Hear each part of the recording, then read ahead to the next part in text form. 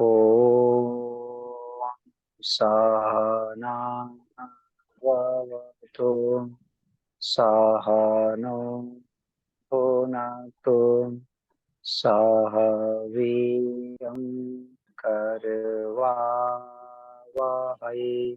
तेजस्विनावधीतमस्तु मा विद्विषावहै।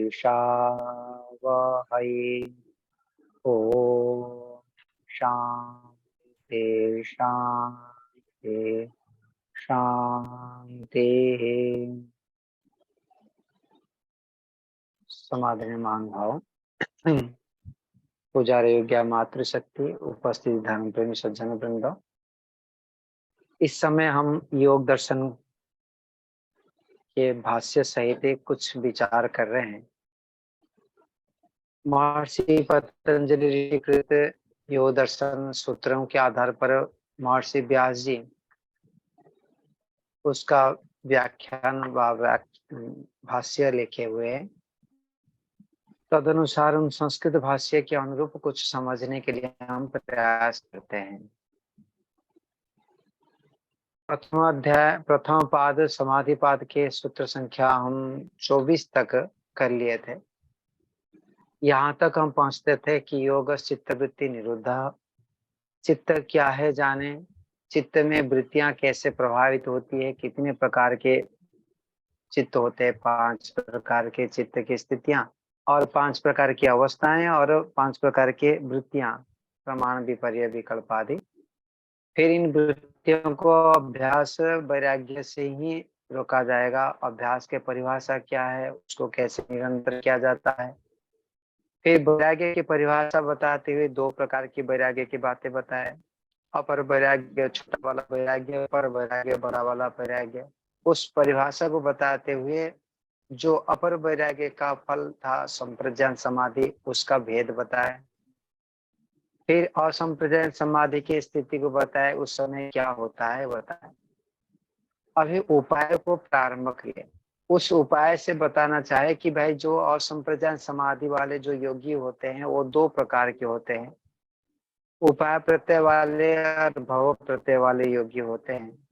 तो भव प्रत्यय वाले योगी फिर 2 प्रकार के है, वो विधेय और प्रकृति लय योगी, वो बात को बताए। फिर उपाय प्रत्यय में बताया कि उपाय प्रत्यय तो अनेक प्रकार के होंगे, अपने अपने स्तर संस्कार के आधार पर बनते हैं। कौन कितने पुरुषार्थ किए हैं उसके आधार पर बनते हैं। तो अभी इस पुरुषार्थ को लेते हुए किस प्रकार से शीघ्रता पूर्वक उच्च स्तर के वैराग्य को प्राप्त किया जा सकता है और उच्च स्तर के अभ्यास बना जा सकता है, इसको रखें। ईश्वर प्रणिधान द्वारा, ईश्वर प्रणिधान से सबसे तीव्र वेग से हम समाधि को प्राप्त कर सकते हैं। सुंदर रूपे भाष्यकार उसको समझाए। फिर प्रश्न उठता है कि भाई मैं तो प्रधान और पुरुष के बात हम सुनते थे, ईश्वर कौन है ये? तो बोले कि ना, ईश्वर जो है वो पुरुष तो है लेकिन पुरुष विशेष है। उसका परिभाषा बताया कि क्लेश कर्म विपाक आशय अपरामृष्ट, जिसके अंदर में जिसके संबंध से रहित है, ना क्लेश संबंध से रहित है, क्लेश के साथ संबंध नहीं है, कर्म के साथ अर्थात सकाम कर्म के साथ संबंध नहीं है। तो कर्म नहीं है तो विपाक नहीं है, उसका फल भी उसको प्राप्त नहीं होता है, और कर्म विपाक नहीं होता है तो वो उसका संस्कार भी नहीं बनता है। तो क्लेश कर्म विपाक आशय से अपरामृष्ट अर्थात संबंध रहित है, और पुरुष विशेष जो चेतन तत्व है वो है ईश्वर। इसको भाष्यकार ने सुंदर ढंग से एक एक करके समझाने के प्रयास किए कि क्लेश किसको कहते हैं और क्लेश कौन होता है और उसका कर्म क्यों करते हैं और कर्म का फल कैसे होता है और उसका आशय कैसे पड़ता है, ये बात को रखे पहला पैराग्राफ में। फिर बताया कि जो मुक्त आत्मा है वो भी कभी मुक्त आत्मा जैसे बंधन को प्राप्त करता है, मुक्त हो जाता है, वैसे ईश्वर कभी नहीं है कि कभी बंधन में था और कभी मुक्ति में हो जाएगा, ऐसा नहीं है।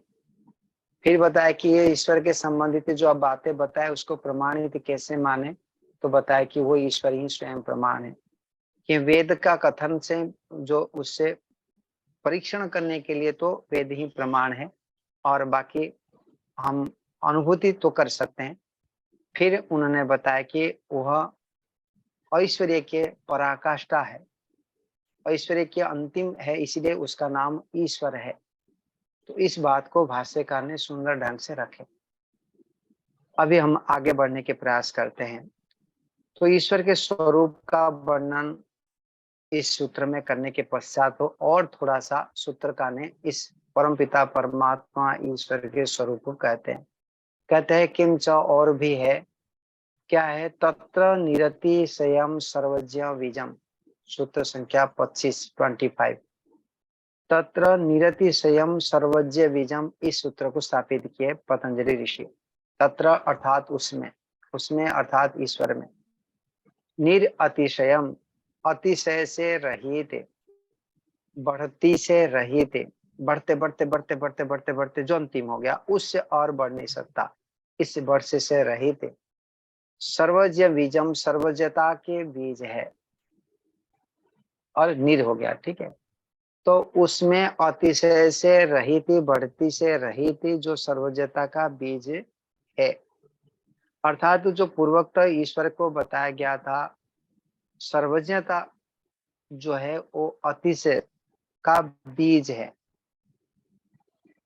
अर्थात ना तो किसी वस्तु से व किसी व्यक्ति से ईश्वर छोटा है, अर्थात ना किसी में ईश्वर के ज्ञान तुल्य है अथवा उससे कम है।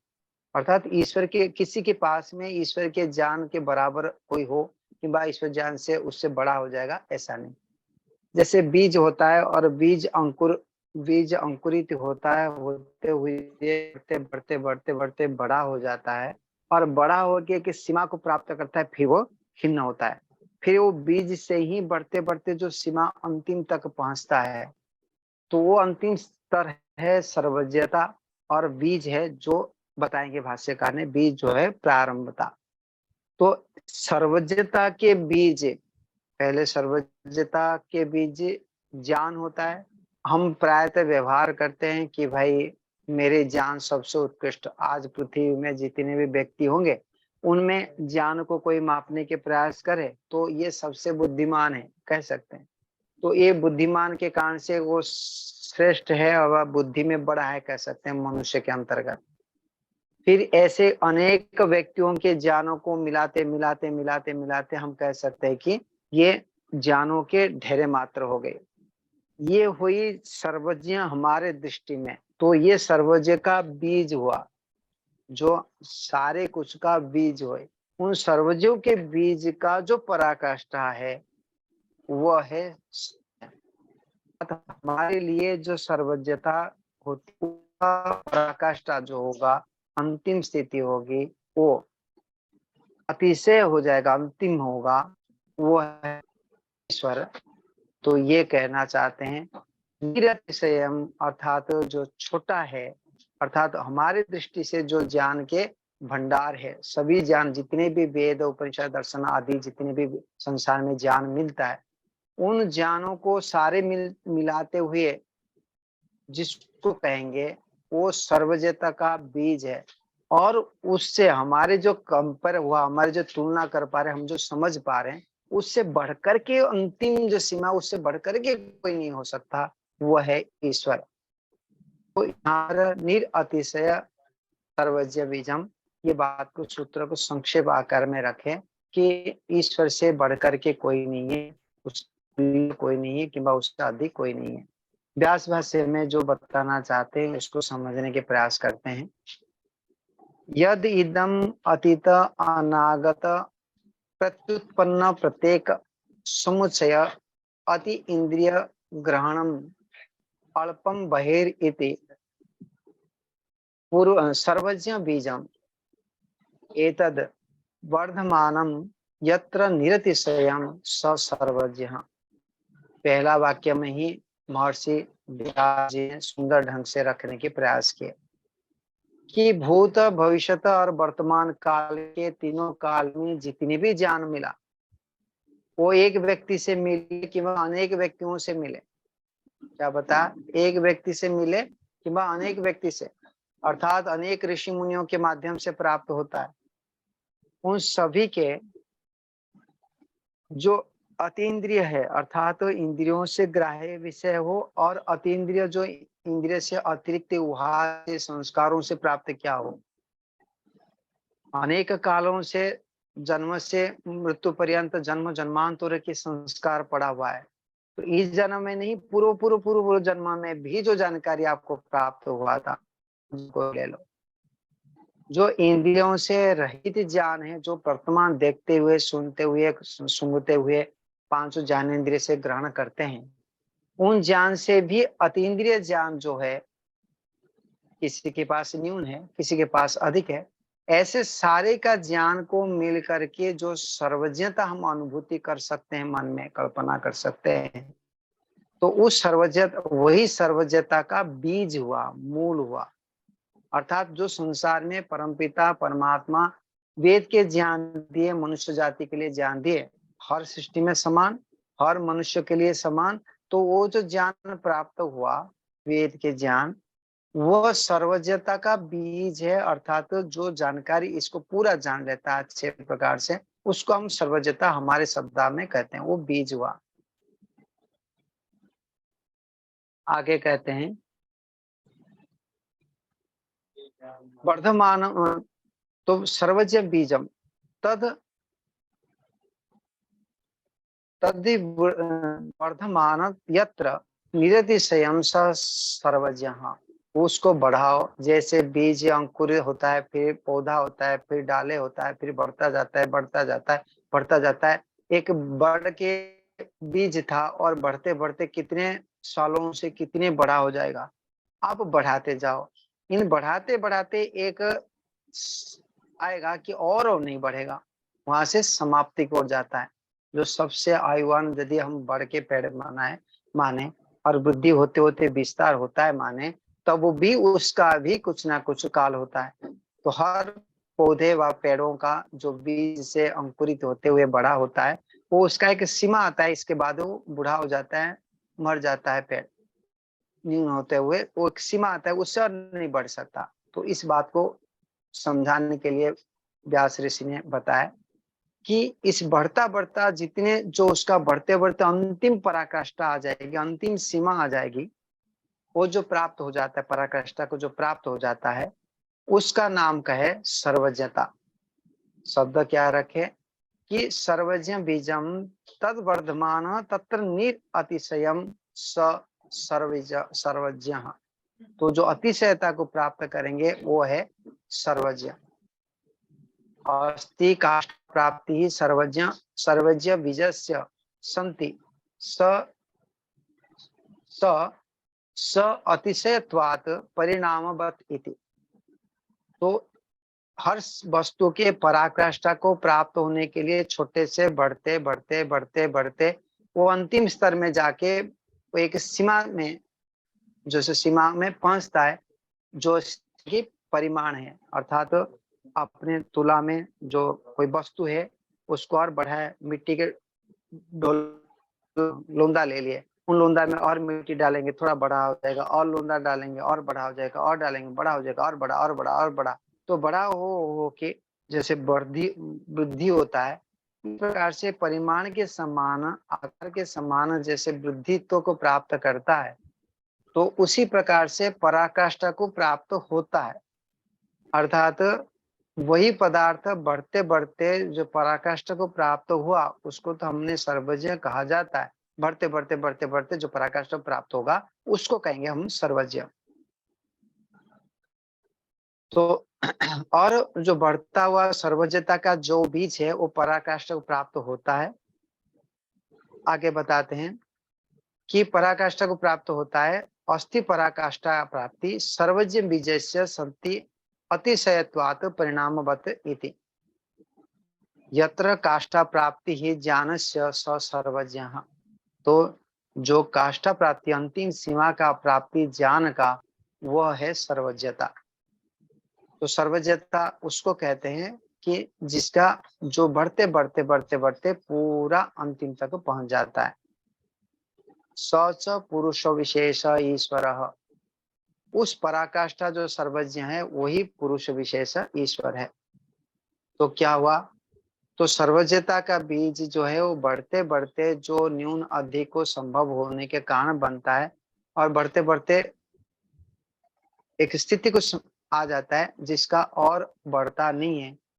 तो जैसे परिमाण का बताया गया, तो उसी प्रकार से ईश्वर जो है अंतिम सीमा से युक्त है, और इस ज्ञान के जो पराकाष्ठा है, अंतिम सीमा है, उसको कहते हैं सर्वज्ञ है। वह पुरुष विशेष ईश्वर है, वही सर्वज्ञता ही पुरुष विशेष ईश्वर है। आगे बताते हैं, सामान्य मात्र उपसंहारे कृतो कृतो अपक्षयम अनुमानम न विशेष प्रतिपत्तो समर्थमिति। अभी विषय थोड़ा अलग ले रहे हैं कि सामान्य, आपने न्याय दर्शन में जो पढ़े होंगे, तब न्याय दर्शन में कहा जाता है कि जो प्रत्यक्ष प्रमाण के जितने मजबूतियां हैं, अनुमान प्रमाण उतने मजबूत नहीं है, शब्द प्रमाण उससे भी कमजोर है। एक व्यक्ति ने कहा, वहां बास्यान ऋषि भाष्यकार ने बताते हैं कि एक ने व्यक्ति ने बताया कि भाई वो वहां पर चौराहे में आग लग गई है। तो आग लग गई, कौन प्रमाण हुआ है? शब्द प्रमाण हुआ। किसी ने व्यक्ति ने कहा कि आग लग गई। अच्छा, आग लग गई, कौन सा चौराहे में? वहां चौराहे में। वो सुना, उसको प्रमाणित माना।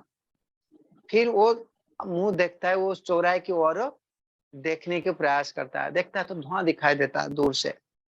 तो धुआं देखते हुए वो अनुमान कर लिया कि हाँ हाँ आग लगे। तो पहले जो शब्द में बताया था उसको वह शब्द प्रमाण में स्वीकार करते हुए भी उसका अंदर में एक और जानने की इच्छा थी और प्रमाणित करने की इच्छा थी। और उस प्रमाणित किससे किया? वो आग से एक लिंग को देखा, धुआं को देखते हुए उसका लिंग जो है वो अग्नि वहां पर है मानते हुए अनुमान से सिद्ध किया कि वहां पर आग तो सही लग गई है, तो उस एरिया में आग लगा हुआ है।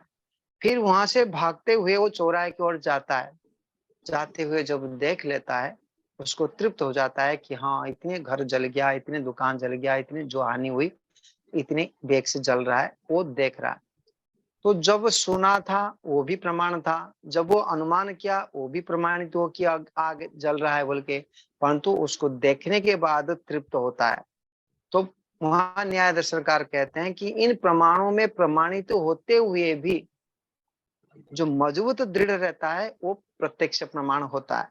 परंतु जहां पर प्रत्यक्ष संभव नहीं है, अर्थात वो व्यक्ति मान के चले हैंडीकैप्ट होता, तो अनुमान तो स्वीकार कर ही देता। उसको दौड़ भाग के जाके देखने की स्थिति नहीं रहती, तो वह स्वीकार करता है कि हाँ सही है, आग लग गई। यदि वो देख भी नहीं पाता तो वह शब्द प्रमाण से भी स्वीकार कर लेता। तो ऐसे ही हर वस्तुओं को सभी प्रमाणों से निरीक्षण करना संभव नहीं होता है। तो जिस भी प्रमाण से मिले वो परीक्षण करने योग्य होता है, और फिर उसको प्रमाण से जानने के पश्चात से यदि संभव है तो उससे उत्कृष्ट प्रमाण को देखना होता है। तो उन्हें सामान्य जो अनुमान प्रमाण कहा गया था, अनुमान प्रमाण जो है वो सामान्य सांख्य दर्शन में आएगा। तो सामान्य ज्ञान मात्र होता है अनुमान प्रमाण से, और विशेष अनुभूति होता है प्रत्यक्ष प्रमाण से। क्या बताए? सामान्य नियम के आधार पर बोध होता है, कहीं धुआं दिखाई दे रहा है तो निश्चित रूप में अग्नि है। तो ये पूर्व से 1000 बार हुआ नियम को जाना हुआ, उस नियम से वो बोध करता है कि अनुमान से एक वस्तु को देखते हुए दूसरे वस्तु को न देखते हुए भी उसको बोध करता है। इसको अनुमान कहते हैं। इसको कहते हैं सामान्य ज्ञान मात्र से अनुभूति होना। और विशेष ज्ञान से अनुभूति हुआ कैसे? जब वो बंदा सुना था भी चौराहे में आग लग गई, और उन्होंने बताया भी होगा कि 10 दुकान जो जल रहा है, तब भी उनने वो शब्द प्रमाण सुना था। फिर धुएं भी देखा तो बहुत जोर शोर से धुआं निकल रहा है, तब निश्चित रूप में आग लगी, वो कंफर्म भी हो रहा है। फिर भाग के जाके जब देखता है तब पता चलता है ये अमुक अमुक दुकान के इतने इतने भाग जल गया। ये स्पष्ट विशेष ज्ञान हुआ। शब्द से सुना था तब भी विशेष ज्ञान नहीं हुआ था, लिंग को देखते हुए तब भी विशेष ज्ञान नहीं हुआ था। प्रत्यक्ष करने के बाद पूर्ण ज्ञान हो गए, उसमें और जानने की शेष नहीं रहता। तो इसीलिए न्याय दर्शनकार सांख्य दर्शनकार यहाँ कहे चित्त में, चित्त के आंतरिक प्रत्यक्ष के अनुभूति से वो बात आई प्रथम अध्याय के कि ये सामान्य ज्ञान मात्र होता है प्रत्यक्ष में और अनुमान में, और प्रत्यक्ष ज्ञान में वो विशेष ज्ञान होता है। तो यहाँ पर बताना चाहते हैं कि सामान्य मात्रोपसारे कृत उपक्षयम अनुमानम न विशेष प्रतिपत्तो समर्थम इति। तो जब भी हमने किसी विषय को अनुमान प्रमाण से जानना चाहते हैं तो सामान्य ज्ञान मात्र से प्रस्तुत करके उस वाक्य का निवृत्ति हो जाता है, अर्थात अनुमान प्रमाण से पदार्थ का सिद्धि हो जाता है। अनुमान पदार्थ से विशेष धर्म को बताने का समर्थन नहीं रहता है। तो ये बात बता दिए न विशेष प्रतिपत्ति, विशेष ज्ञान का समर्थन नहीं रहता है। तस्य संज्ञादि विशेष प्रतिपत्ति ही आगमतः पर्यन्वेष्य, परंतु इस ईश्वर के संबंधित, ईश्वर के संज्ञा संबंधित, जो ईश्वर ऐश्वर्य से युक्त ईश्वर है, जो संज्ञा हुआ, तस्य संज्ञादि विशेष प्रतिपत्ति ही आगमतः। तो यहाँ जो संज्ञा नामक जो ईश्वर शब्द दिया गया और उससे शब्द से जो अर्थ निकलता है ऐश्वर्य से युक्त, ऐश्वर्य से भंडार, तो ये जो संज्ञा दिवस सर्वज्ञ बताया गया, तो सर्वज्ञ ज्ञान के जो भंडार है, भरा हुआ है, पराकाष्ठा है, ये जो बताया गया संज्ञा शब्द दिया गया, वो संज्ञा आदि विशेष प्रतिपत्ति, यहाँ पर विशेष सिद्धि होती है और इसको हम आगम से ही सिद्ध करना योग्य है।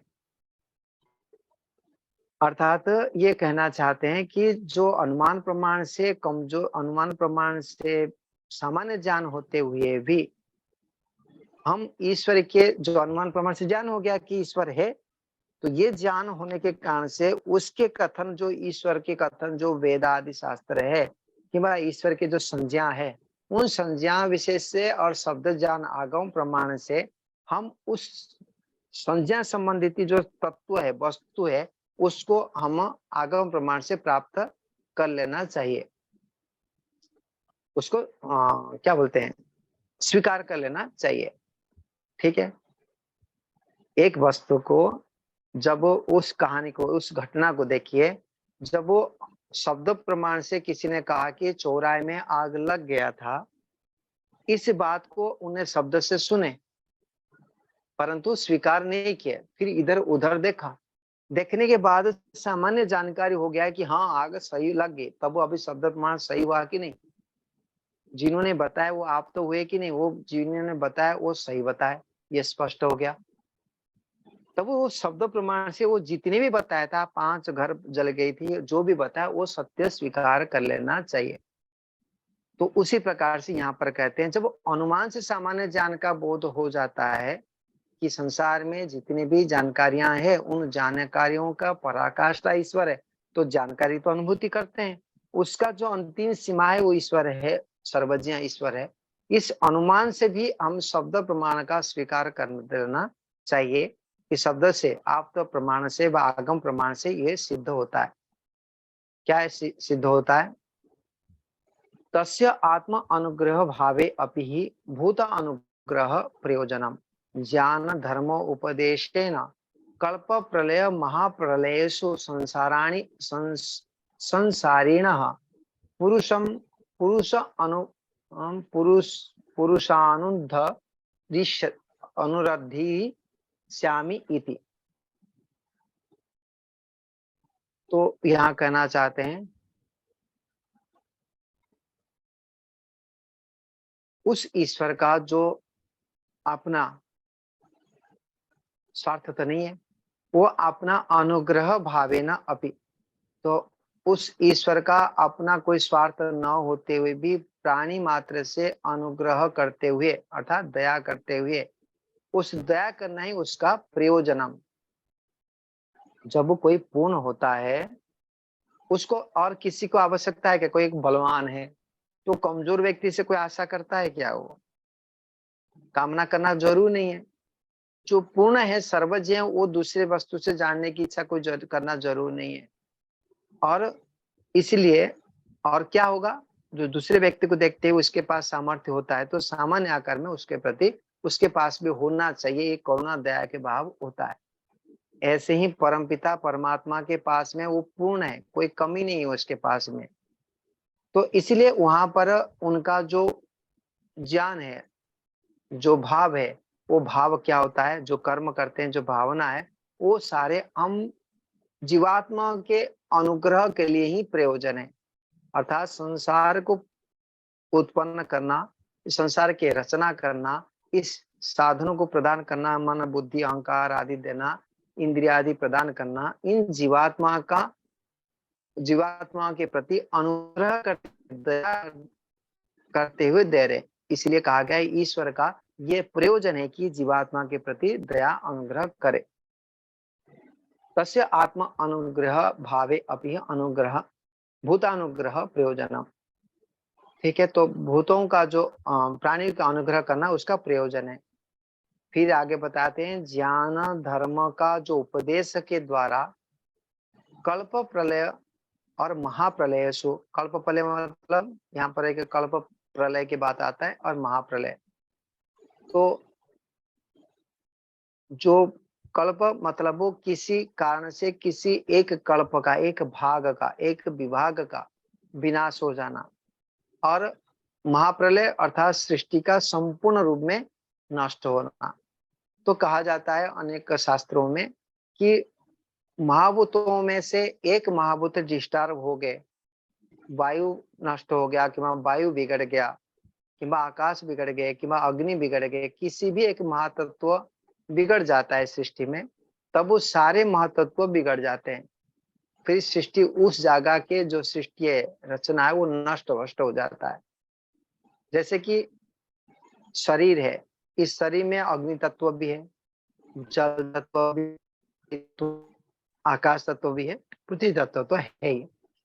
इसमें कोई भी एक तत्व बिगड़ जाता है तो क्या होता है, वायु तत्व बढ़ जाएगा तो क्या है, दर्द पूरा भयंकर होता है, सहन नहीं कर पाते हैं। ऐसे संसार के सारे पदार्थों में से एक तत्व भी बिगड़ जाए तब वो अस्त व्यस्त हो जाएगा। होता है भी, थोड़ी बहुत बिगड़ता है तो देख पाते हैं। तो जब वो ऐसी स्थिति आता है, कभी किसी कारण से, मनुष्यों के कारण से, किंवा ग्रह उपग्रहों के भ्रमण के तुलना से, तो एक एक कल्प, एक एक स्थान विशेष में वो नष्ट होता है। जैसे हम अभी जो ब्लैक होल में गति करके नष्ट होने का देते हैं, तो ऐसे कई जगह में भी होता हो, तो इसको कहते हैं प्रलय। और एक दिन ऐसा आता है महाप्रलय, तो पूरा सृष्टि के विनाश करते हुए संपूर्ण सत्वर स्तंभ को साम्य अवस्था में स्थापित करके प्रलय महाप्रलय होता है। तो वहां पर सूत्र भाष्यकार ने बताते हैं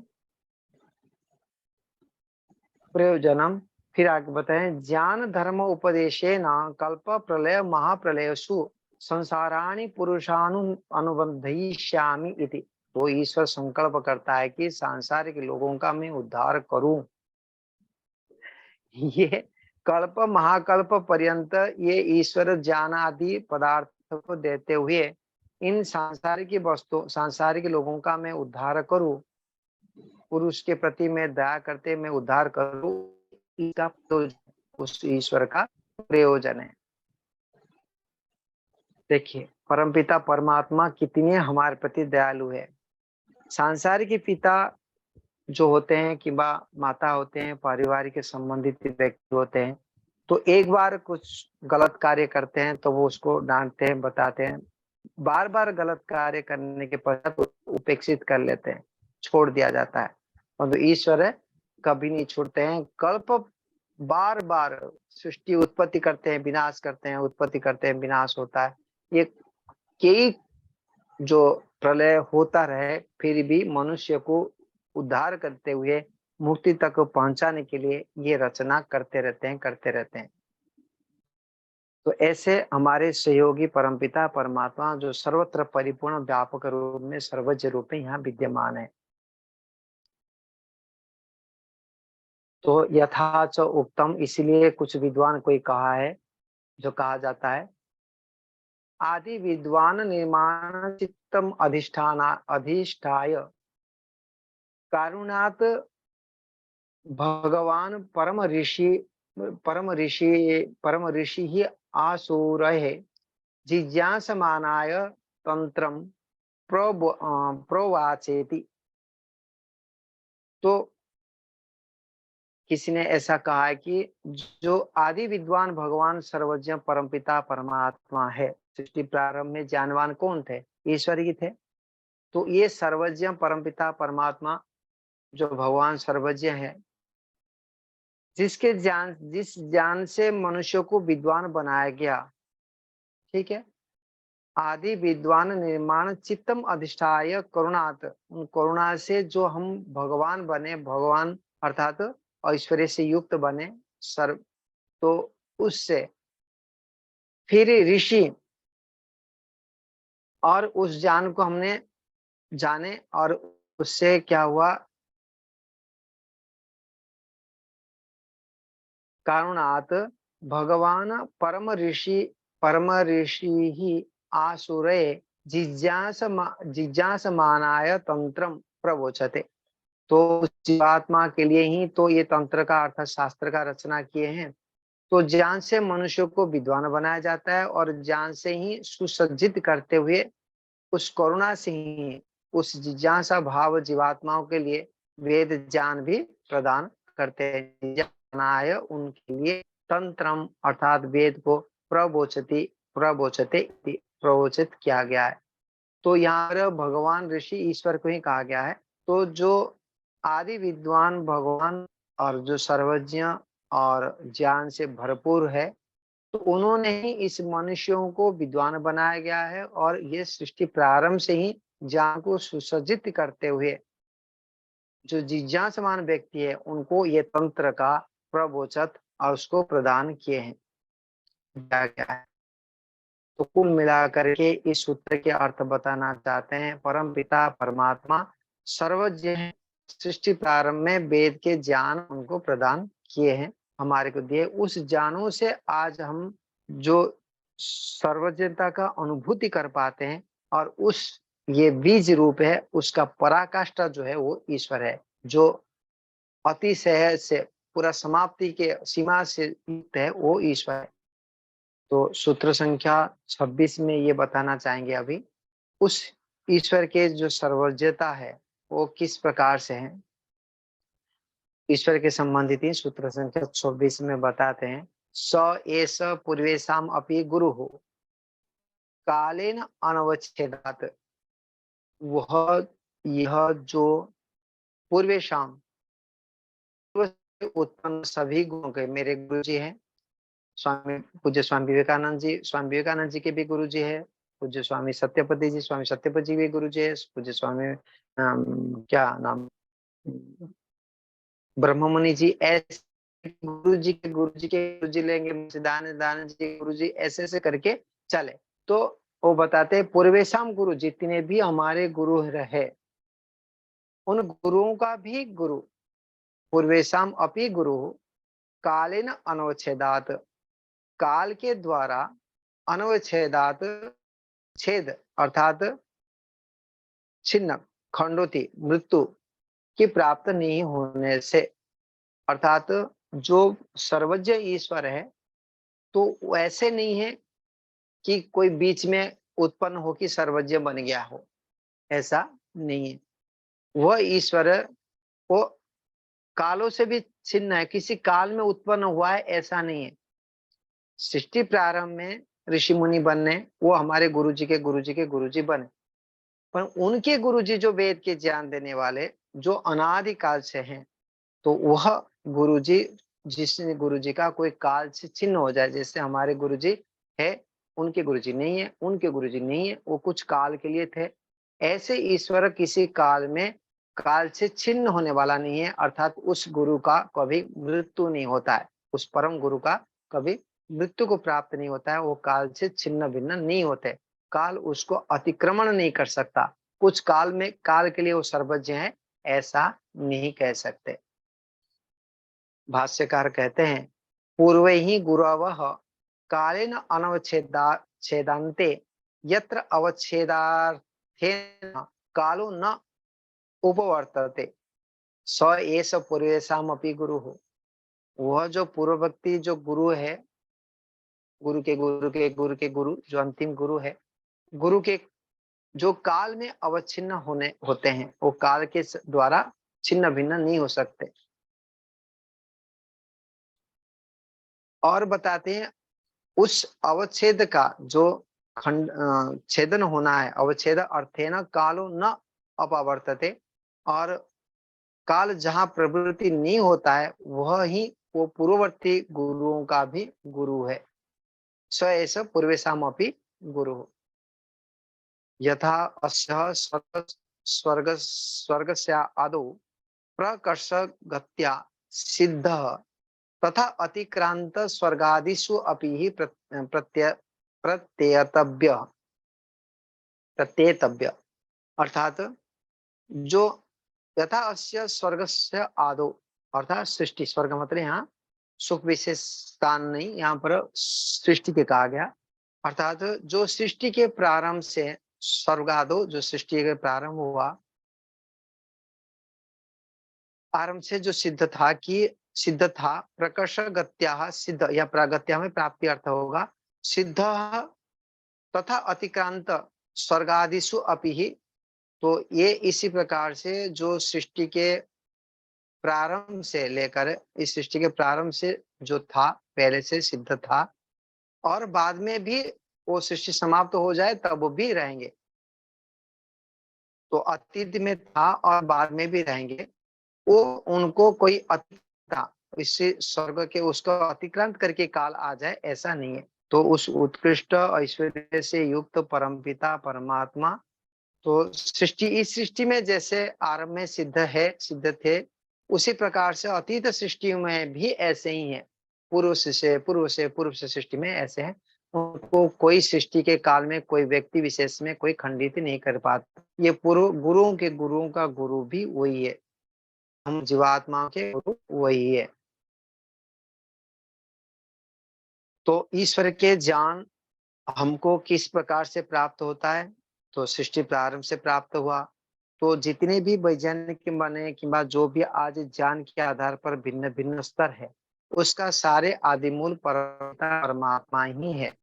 ऐसा नहीं है कि किसी ने यहाँ से ज्ञान को उत्पन्न कर दिए।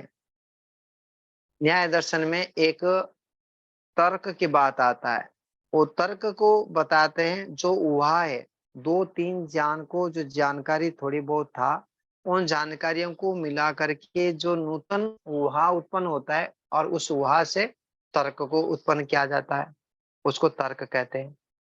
तो ये जो ज्ञान उत्पन्न हुआ, अथवा जो गवेषक व्यक्तियों ने जो जानकारी को, कुछ विषय को जानते हुए रिसर्च करते करते नूतन ज्ञान को प्राप्त करते हैं। एक चित्रकार ने चित्र करते करते कुछ और थोड़ी सी और मोड़ताड़ करके कुछ नया नया लगाते, कुछ नया आविष्कार कर लेता है। तो ये जो नया चीज प्राप्त हुआ, कोई कोई व्यक्तियों का संशय हो सकता है कि ये ज्ञान तो ईश्वर का नहीं है, ये तो व्यक्ति विशेष का है। उन्होंने तो स्वयं प्रयत्न करते हुए किया है। जो ज्ञान कभी कभी ही नहीं था, जो ज्ञान कभी कोई किया ही नहीं था, उसको मैं पहली बार किया हूं, तो ये मैंने किया हूं ना।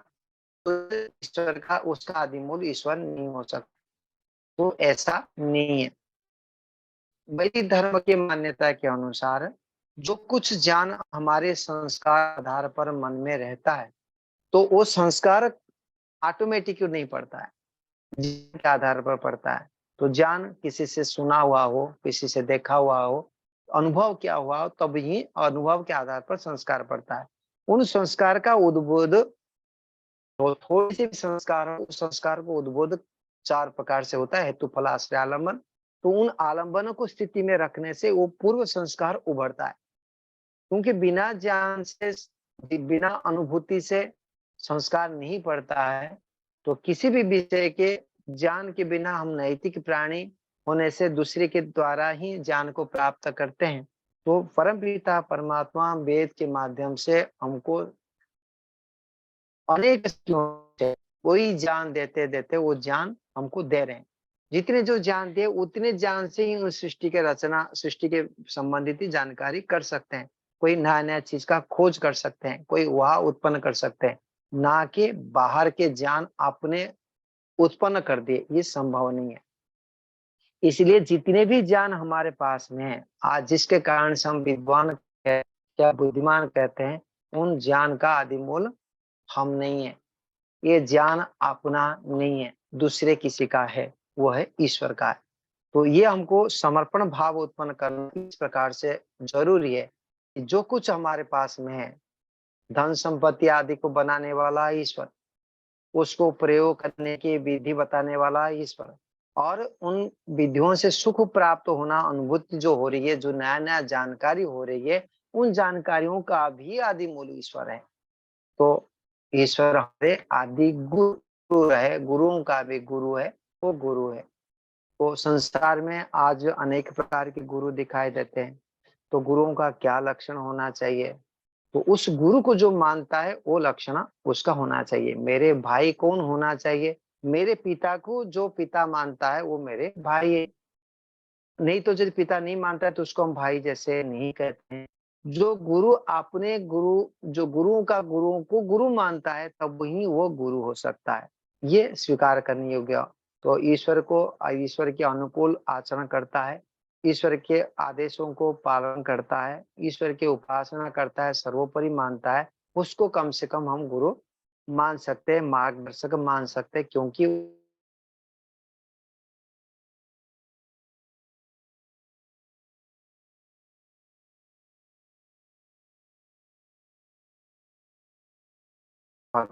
क्या कहते हैं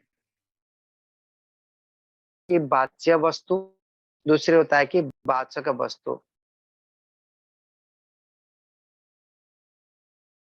तस्य वाचकः प्रणवः। जैसे कि ये वस्तु है, एक सत्ता है, जिसको हम क्या कहेंगे? ये वाच्य है, इसका वाचक क्या है? ये पेंसिल है, अंकनी है। तो ये वाचक हुआ, और ये वस्तु सत्ता जिसको हम अनुभव कर रहे हैं, वो है वाचक, सॉरी वाच्य हुआ। जो सत्ता का वाचक हो गई पेंसिल, उसी प्रकार से परमपिता परमात्मा व ईश्वर व जिसको भी आप जो भी नाम लेते हैं, जो सत्ता रूप है वो एक है।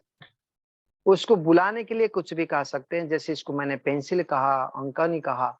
तो इसी प्रकार से उस सत्ता एक होते हुए भी नाम अनेक होता है।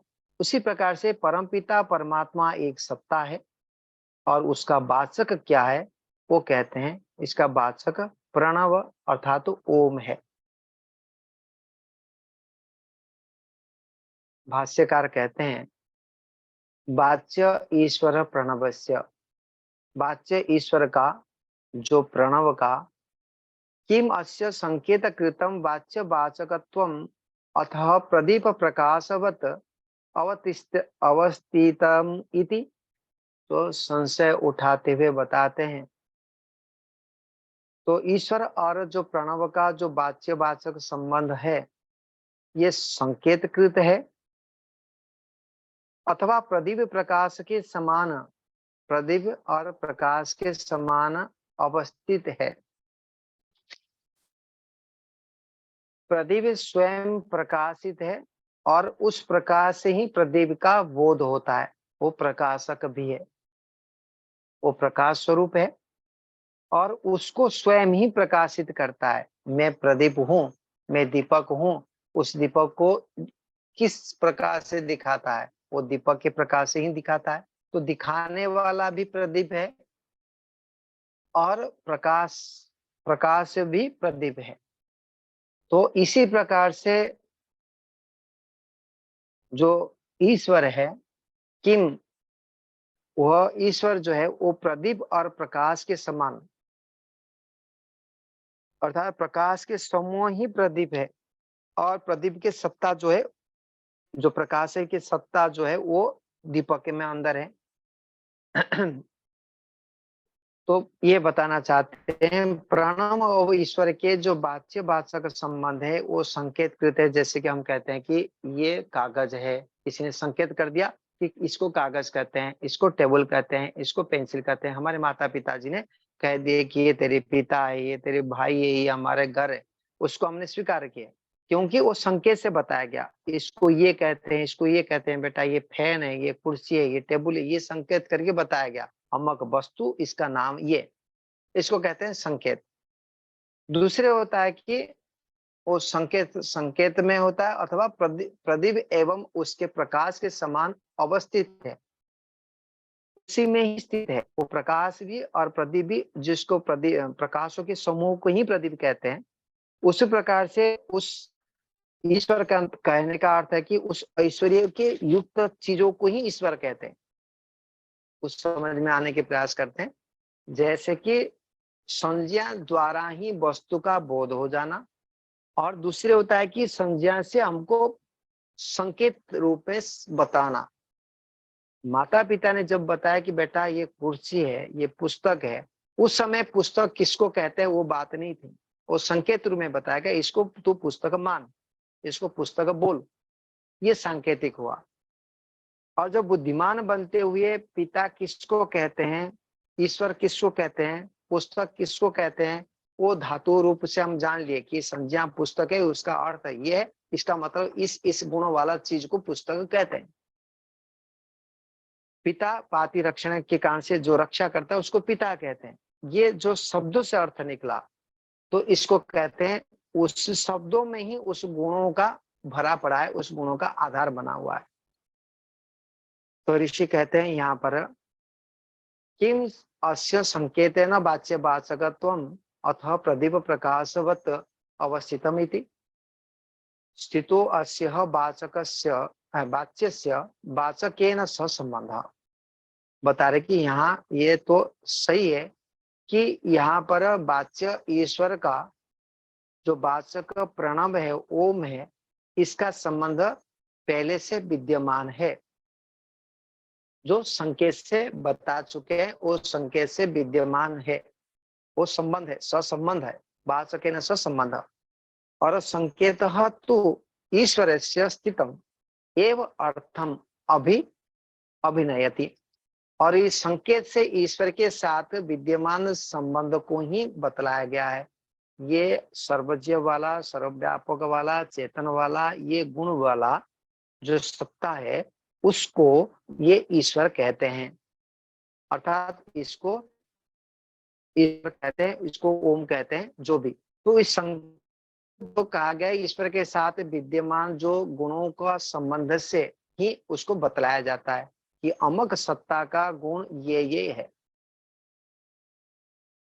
यथा अवस्थितः पिता पुत्र हो संबंध संकेतन अवद्योत्यते, जैसे पिता पुत्र के संबंध संकेत से जाना गया।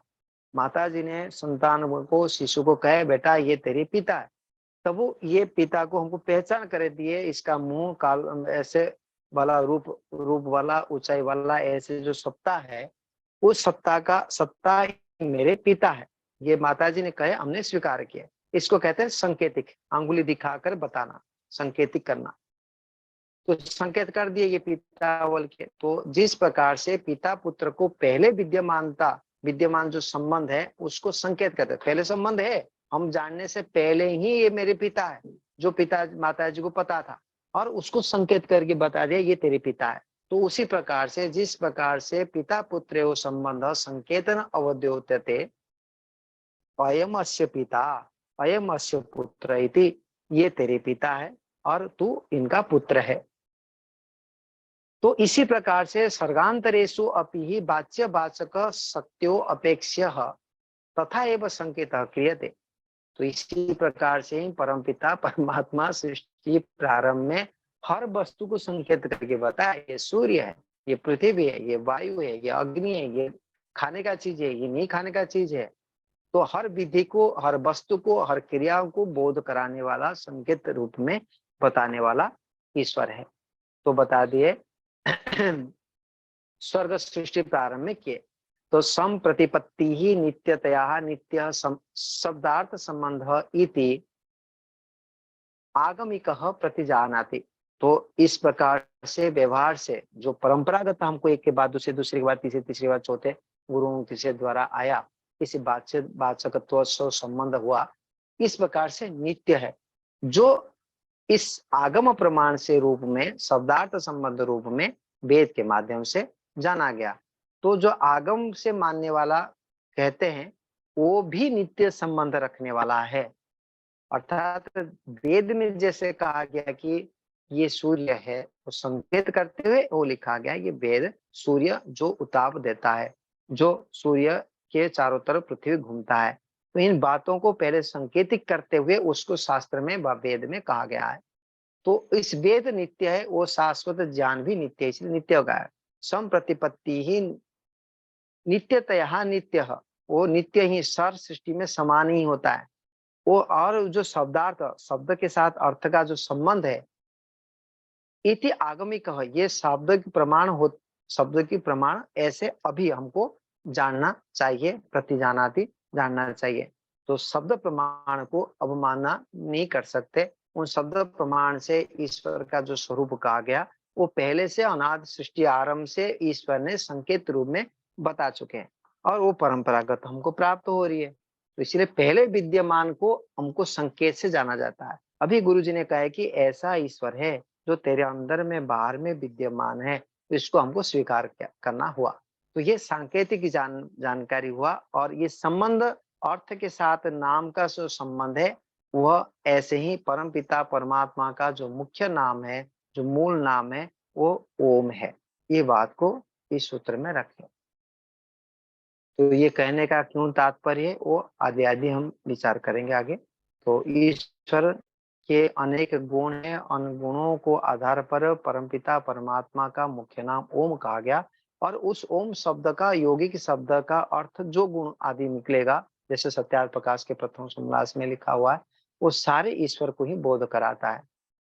ठीक है, जैसे कहा गया है कि ये तेरे पिता है, क्यों पिता है, वो बोध उस पिता शब्द में ही छुपा हुआ है। ये बात भी यहाँ पर आ जाता है। ठीक है, आज के लिए इतने रखते हैं। तो माता जी का कुछ संशय कल का था, और भी अन्य लोगों का कोई संशय हो तो, कोई शंका हो तो पूछ सकते हैं, चर्चा कर सकते हैं हम। ओम।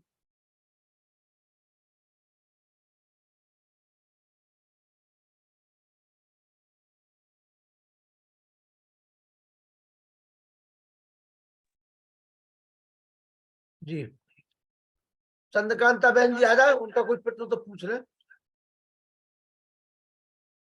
कहाँ गए माता जी? हाँ, चंद्रकांता माता जी का कुछ प्रश्न रह गया था ना।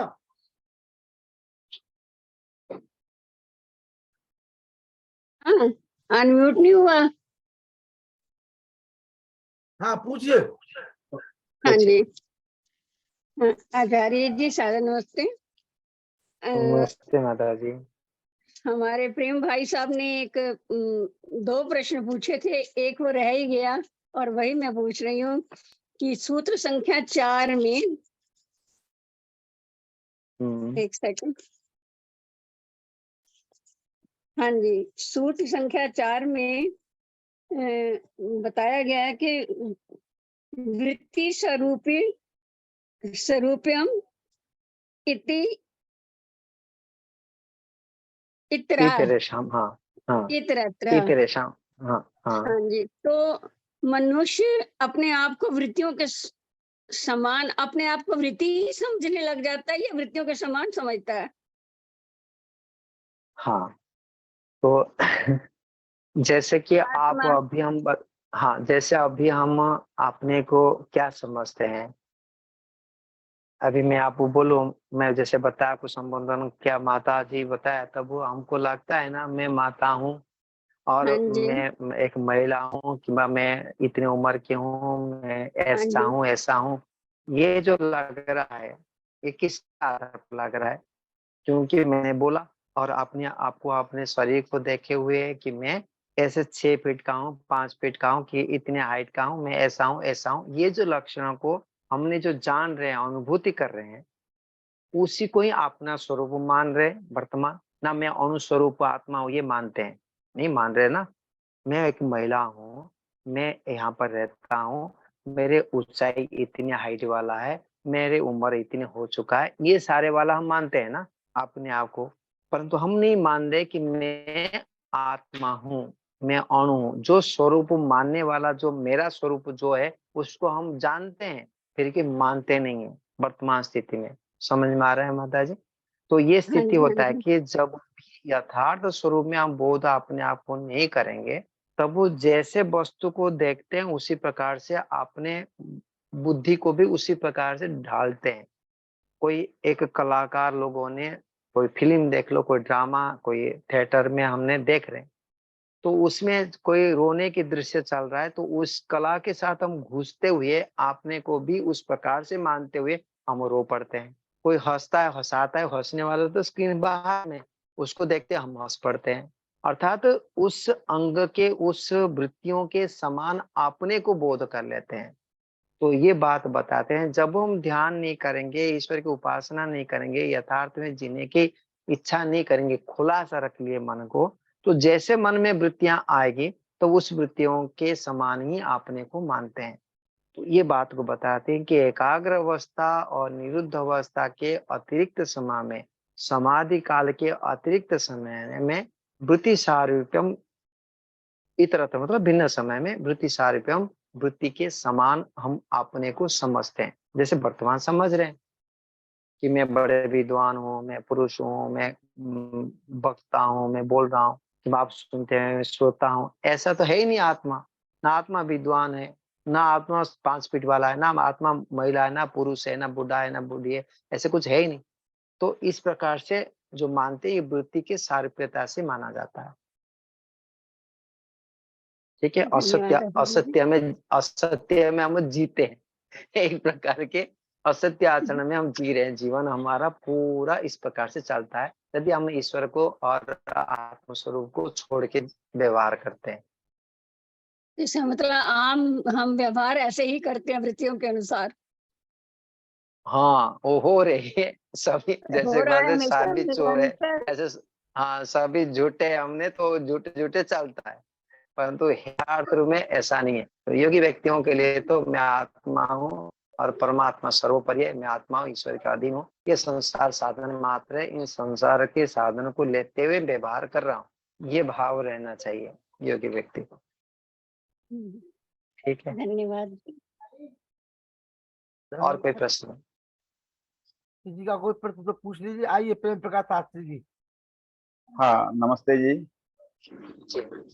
ओम यतो यतः समीहसे ततो नो अभयं कुरु शन्नः कुरु प्रजाभ्यो अभयं नः पशुभ्यः। ओम शांति शांति शांति। आज के मुख्य वक्ता सम्माननीय आचार्य प्रियेश जी, इस संपूर्ण कार्यक्रम के सूत्रधार आदरणीय लखनलाल जी आर्य और आर्य समाज महरौनी ललितपुर के प्रधान आदरणीय पुरुषोत्तम मुनि जी, आदरणीय डॉक्टर व्यासनंदन शास्त्री जी और अनेक हमारे सुधी श्रोताजन, सबको मैं सादर नमन करता हूँ। कल भी मैं आचार्य प्रियेश जी को सुन रहा था और आज भी जो है बहुत ध्यान से उनकी बातों को मैं सुन रहा था। मुझे कालिदास की एक पंक्ति याद आती है, तेजसाम वयः न समीक्षति। जो तेजस्वी पुरुष हैं उनकी आयु नहीं देखी जाती। तो वास्तव में प्रियेश जी, हम लोगों की दृष्टि में उनकी आयु कम है, लेकिन जिस तरीके से वे ज्ञान की बातों को प्रस्तुत कर रहे हैं, दर्शन की बातों को प्रस्तुत कर रहे हैं, तो अपने आप में जो है वह एक बहुत बड़ी कला है। और आज जो गुरु की चर्चा की, वह भी उनकी अपनी एक बहुत ही अच्छी चर्चा थी। और गीता का एक श्लोक मुझे याद आता है, नहीं ज्ञानेन सदृशम पवित्रम यह विद्यते तत्स्वयं योग संसिद्ध कालेनात्मनि विन्दति। इस संसार में ज्ञान से बढ़कर के पवित्र कोई वस्तु नहीं है। और उसको समय से जो व्यक्ति योगाभ्यास, वेदाभ्यास इत्यादि के द्वारा अपने आप को सिद्ध कर लेता है, वह अपनी अपनी आत्मा के अंदर उस ज्ञान को जैसा कि अभी आचार्य जी बता रहे थे, परमात्मा का जो परमात्मा की जो सर्वज्ञता है, तो उस परमात्मा का जो अनंत ज्ञान है, उसका जो अनंत गुण कर्म स्वभाव है, उस गुण कर्म स्वभाव में से उस गुण कर्म स्वभाव को वह योगी व्यक्ति अपने अंदर धारण कर लेता है। तो बहुत ही सुंदर चर्चा चल रही थी और कल भी जो है हमें आचार्य जी का सानिध्य लाभ मिलेगा। मैं हृदय से धन्यवाद करता हूँ। धन्यवाद करता हूँ माननीय लखनलाल जी का, धन्यवाद करता हूँ पुरुषोत्तम मुनि जी का और अन्य समस्त जो भी श्रोता यहाँ पर इस मतलब अंतर्जाल के माध्यम से जुड़े हुए हैं, इस जूम के माध्यम से जुड़े हुए हैं, उन सभी का जो है मैं हृदय से धन्यवाद करता हूँ। क्योंकि जो समय हम देते हैं, समय निकालते हैं, यह अपने आप में जो है एक बहुत बड़ा हम सबका योगदान है। अगर हम श्रोता नहीं होंगे तो जो भी चाहे आचार्य जी हों या कोई भी हमारे विद्वान हो, तो जब तक जो है हमारे प्रबुद्ध श्रोता नहीं होते हैं, तो जो वक्ता होता है वो वक्ता को भी जो आनंद नहीं आता है। तो जितने भी श्रोता हैं, सुधी श्रोता हैं, सबको जो है मैं हृदय से नमन करता हूँ। बहुत बहुत धन्यवाद जी। उनके घर में चला गया। व्याकरण शास्त्री जी आइए 3-4 मिनट के लिए। ओम इंद्रं वर्धन्तो अप्तुरः कृण्वन्तो विश्वमार्यम् अपघ्नन्तो अरावणः। ओम शांति शांति शांति। भारत को समझो अभियान के अंतर्गत आर्यों का महाकुंभ विगत 3 वर्षों से अनवरत चल रहा है और इस कार्यक्रम को गति प्रदान करने वाले हमारे सम्माननीय संयोजक संचालक आर्यरत्न श्री लखनलाल जी आर्य और उनका यह जो अंतर्जाल कार्यक्रम चल रहा है उनका वो निश्चित रूप से अत्यंत सराहनीय है। और इस भावना को लेकर के कि जहाँ पर हमारे आचार्य प्रिय जैसे दार्शनिक विद्वान उपस्थित होकर के दर्शन की चर्चा कर रहे हैं, योग दर्शन जो जीवन का लक्ष्य है, वो योग दर्शन ही मुख्य रूप से बता देता है कि हम आए हैं तो क्या करके जाएंगे, हमारा लक्ष्य क्या होना चाहिए, ईश्वर की प्राप्ति, मोक्ष की प्राप्ति। और मोक्ष की प्राप्ति का रहस्य को खोलने वाला यदि सटीक ज्ञान का आधार देखेंगे तो योग दर्शन सर्वश्रेष्ठ लगता है। और इसमें जो क्रमिक रूप से चर्चाएं आई हैं, इसको आचार्य प्रियस जी ने बड़ी गंभीरता के साथ सूत्र को ले लेकर के, जैसे कि कक्षा में विद्यार्थी को पढ़ाया जाता है वैसे वे शिक्षण कार्य कर रहे हैं और हम लोग एक छात्र की भांति उनकी बातों को श्रवण कर रहे हैं। हमारे आचार्य प्रेम प्रकाश शास्त्री जी ने भी इस बात की पुष्टि की है और साथ ही साथ हमारे प्रोफेसर वेद प्रकाश जी शर्मा, माननीय श्री अनिल नरूला जी, प्रोफेसर आपको माननीय पंडित पुरुषोत्तम मुनि वानप्रस्थी जी, अन्य जितने भी हमारी माताएं बहनें और अभी चंद्रकांता क्रांति जी माता जी ने जो अपने प्रश्न रखे हैं, प्रधान जी जो दिल्ली से हैं वो बराबर प्रश्नों को रखते हैं। निश्चित रूप से ये सारे के सारे आयाम इतने प्रबुद्ध स्थिति को पहुंच जाता है जिससे निसंदेह प्रबुद्ध श्रोता की पहचान बनती है। आज का जो विषय था बड़ा अद्भुत चला, क्योंकि स ऐसा पूर्वे सामपि गुरु कालेन अन्वेक्षेदात, जो यह बड़ा ही ऐसा सूत्र है जो परमात्मा को आज लोग समझते हैं, आज नए नए गुरु बन रहे हैं, लेकिन इन गुरुओं का गुरु अगर आदि सृष्टि से, अगर हम जिस समय सृष्टि हुई उस समय जो हमें वेदों का ज्ञान प्रकाश दिया है, किस प्रकार से हमें उस वेद ज्ञान को दे करके परमात्मा ने सारी विधाओं को, जीवन की संपूर्ण विधाओं को, संपूर्ण संविधान को पूरे विश्व के लिए उन्होंने दे दिया है और विश्व का संविधान के रूप में उन्होंने वेद को दिया और वेद के अंदर मंत्रों में जो रहस्य खोले हैं उन रहस्यों को बता दिया है। निश्चित रूप से वो परमात्मा गुरु है और इसलिए गुरु है कि उन्होंने प्राचीन प्रारंभिक समय से निरंतर अपने अमृत पुत्र मानव को पाठ पढ़ा रहे हैं, और जो वो पढ़ा चुके हैं उसी को बाद के गुरुजनों ने पढ़ाने का काम किया है। इसलिए गुरुओं का गुरु निसंदेह, और वह गुरुओं का गुरु, गुणाम गुरु ऐसा कहा जा सकता है। उस परमात्मा को आदि गुरु कहता है, जिसको काल भी खंडित नहीं करता। ऐसा वो परमात्मा है जिसको अगोचर कहा गया है, जिसको समझिए कि अजर अमर कहा गया है। परमात्मा स्वयं अजर अमर होने के कारण उसका ज्ञान भी अमर है। वेद कभी न तो पुराना पड़ रहा है, न तो कभी समाप्त हो रहा है। पश्य देवस्य काव्यम नम मारण जिरियति, जो अथर्ववेद का मंत्र आता है। निसंदेह परमात्मा ऐसा गुरु है जो स्वयं जीर्ण नहीं होता, वह हमेशा युवा है। वेद कहता है परमात्मा हमेशा युवा है, और युवा हमेशा जो है उसकी वाणी भी युवा है।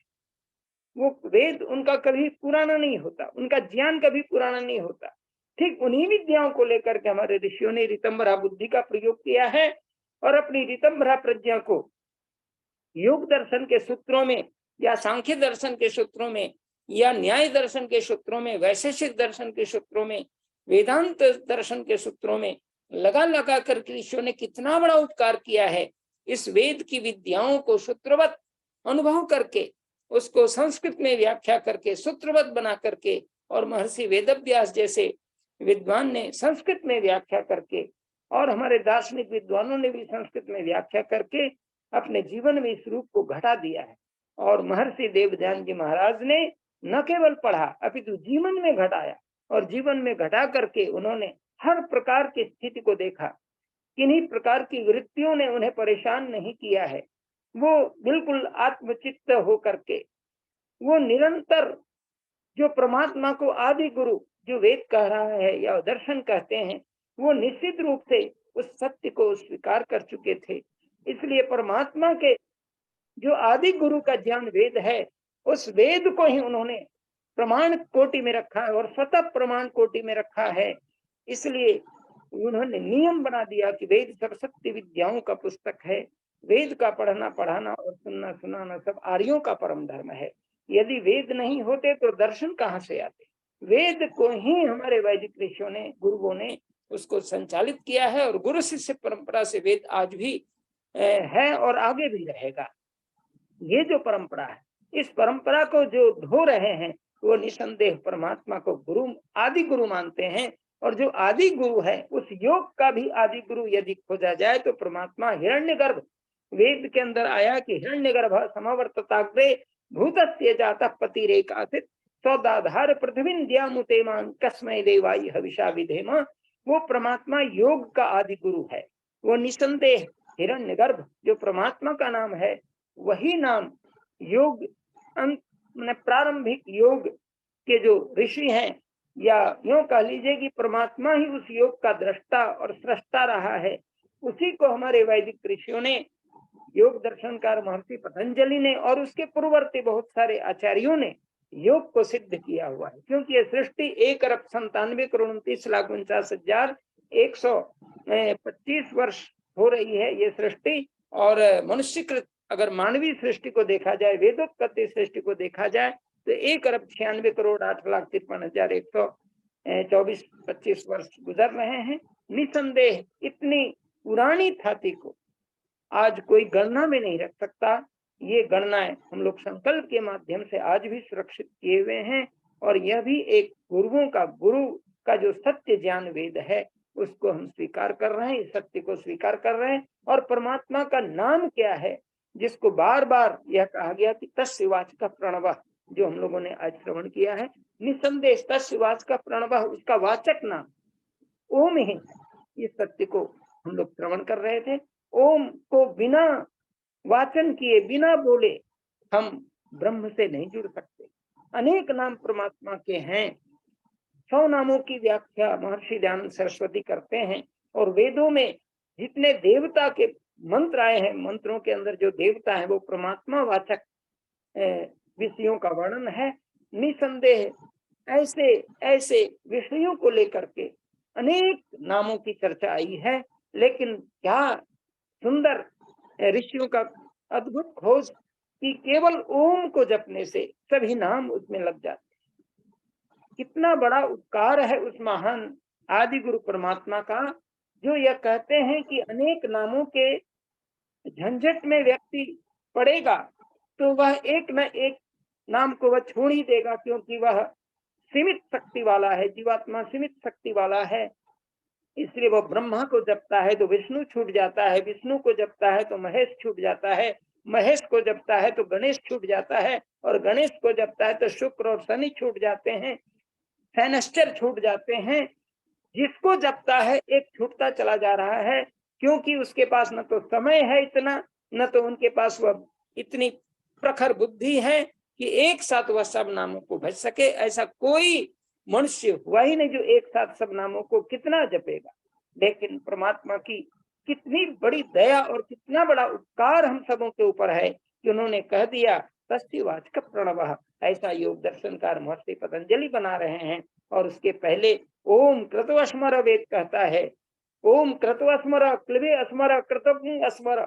ऐ मनुष्य तुम सदा ओम का स्मरण कर, और ओम के स्मरण करने से तुम्हारी सारी गुत्थियां खुल जाएंगी, तुम्हारी सारी प्रवृत्तियां नष्ट हो जाएंगी। जो प्रवृत्ति फंसाने वाली प्रवृत्ति है, जिसको वृत्ति कहा गया है योग दर्शन के अंदर, उन वृत्तियों को हम जब तक छोड़ नहीं, ये बंधन जब तक हमसे छूटेंगे नहीं, तब तक हम मोक्ष की ओर नहीं गति कर सकते। और योगी राज कृष्ण जो संपूर्ण जीवन में योग को घटाया है, उन्होंने गीता के अंदर जो उपदेश किए हैं उसमें अर्जुन को समझाते हुए उन्होंने एक बहाना तो अवश्य किया है कि अर्जुन को मैं समझा रहा हूँ, लेकिन पूरे मनुष्य मात्र को समझाते हुए कहते हैं कि मनुष्य, यदि तुम जीवन में मोक्ष की प्राप्ति करना चाहते हो तो ओम इत्येकाक्षरं ब्रह्म व्याहरणमाम अनुस्मरण यह प्रियाति त्यजन देहं सयाति परमाम गतिम। उस परम गति को प्राप्त करना चाहते हो ए मेरे मनुष्य, तो ए मेरे मित्र, तो निश्चित रूप से तुम उस एकाक्षर अर्थात जो नाशवान नहीं है, नाश रहित है, उस नाश रहित अक्षर ब्रह्म ओम जिसका नाम है, उस ओम को जपो जो सदा नवीन है, कभी पुराना नहीं पड़ता। प्रणव है वो, प्रकृष्टेन नवहिति प्रणव, ऐसा हम कह सकते हैं, हमेशा नवीनता की ओर है, कभी पुराना नहीं पड़ता। जैसा परमात्मा कभी पुराना नहीं होता, उसका ज्ञान कभी पुराना नहीं होता, उसका नाम भी कभी पुराना नहीं होता। ये ओम की विशेषता है। ओम का कोई रूपावली चला दे सातों विभक्तियों में और संबोधन में, जो ओम ओम ओम ओम ओम ओम यही रहता है। लेकिन कोई शिव का नाम जपेगा तो शिव शिवो शिवाः शिवम शिवौ शिवान शिवेन शिवाभ्याम शिवैः रामः रामो रामाः रामेण रामाभ्याम रामैः। ऐसा प्रयोग आप बना सकते हैं तृतीया में से लेकर के सप्तम यंत्र तक, संबोधन तक। ब्रह्म ब्रह्म ब्रह्माणी कोई भी नाम आप जपेंगे ओम को छोड़ करके, तो सब नाम आप रूपावली में घटा सकते हैं। और इससे भ्रांति फैल जाएगी कि एक ब्रह्म है कि दो ब्रह्म है कि बहुत ब्रह्म है। लेकिन ओम यह सिद्ध कर देता है कि ब्रह्म एक है, उसका नाम एक है, और उसी नाम से मुक्ति मिलनी है। शेष नाम तो फंसा सकते हैं, ज्ञान को बढ़ाने के लिए है, लेकिन जपने और स्मरण करने के लिए, योग के अंदर पूर्ण रूप से निष्ठावान होकर के ईश्वर तक पहुंचने के लिए, मोक्ष तक पहुंचने के लिए केवल और केवल ओम है। क्योंकि उसकी रूपावली ही नहीं चलती, वह हमेशा ओम ही बना रहता है, एक रस बना रहता है। इसलिए एक अक्षर की दृष्टि से वो बड़ा महत्वपूर्ण है। इसलिए जब तक हम समझेंगे नहीं, तब तक हमारा रहस्य खुलने वाला नहीं है। इन बातों को इस रूप में यदि हम समझते हैं तो हमारा योग जो है वो सिद्ध हो जाता है। इन्हीं शब्दों के साथ ओम शांति। मुनि जी आइए। ओम जी मुनि जी। परम ब्रह्म प्राणायाम परम तपः। एक परमात्मा का जो ओम नाम है, उसको महर्षि दयानंद जी ने लिखा है कि पिता पुत्र के समान बातचीत है। और हमारे सभी विद्वज्जनों ने बहुत पुरस्कार के साथ में भी, हमारे मान लो आज का हमारा विषय तो आचार्य प्रेयसी जी का रहा ही है, लेकिन हमारे प्रेम प्रकाश जी शास्त्री जी और वेद प्रकाश शास्त्री, व्यासनंद शास्त्री जी, सभी ने विस्तार से इसके ऊपर प्रकाश डाला हुआ है। और अभी हमें कल का दिन और भी इसके विषय में सुनने के लिए है। तो मैं सभी महान भावों के लिए सादर नमस्ते करते हुए, और हमारे राकेश कुमार जी को मैं देख रहा था, इस समय हट गए हैं, दिखाई नहीं गए हैं। तो हमारे सम्मान निर्मला जी, डॉक्टर वेद प्रकाश जी, माता चंद्रकांता जी, किशोर राज जी और भी जितना मानवाओं को मैं देख रहा हूँ, नहीं देख पा रहा हूँ, सबके लिए सादर नमस्ते करती हूँ, सबका हृदय से आभार व्यक्त करता हूँ और समझता हूँ कि आज हमारे सम्मानीय आचार्य प्रेस जी का जो विषय योग दर्शन का रहा है, उसके ऊपर अभी हमें बहुत कुछ सुनने को मिलेगा। कल का दिन है, इसके बाद भी समय समय पर उनके द्वारा हमें इसका निर्देश मिलता रहेगा। सभी का हृदय से स्वागत, आभार है। ओम। आइए शांति पाठ।